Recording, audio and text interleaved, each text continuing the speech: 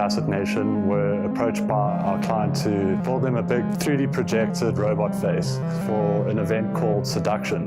The robot face is going to be a key element and part of the show. We needed the best guys to do the job and get the robot face built, so we found the Envisioneers.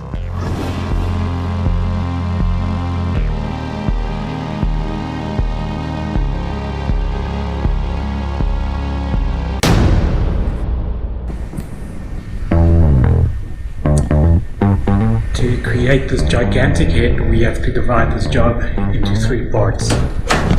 Firstly, digital work, where we take Facet Nation's 3D model and convert it for use on our big bed CNC machine.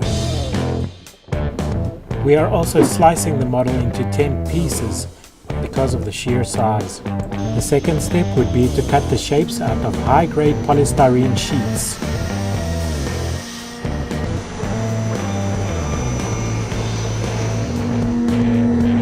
Polystyrene tends to fly everywhere, so we need to quarantine the mess that will be made.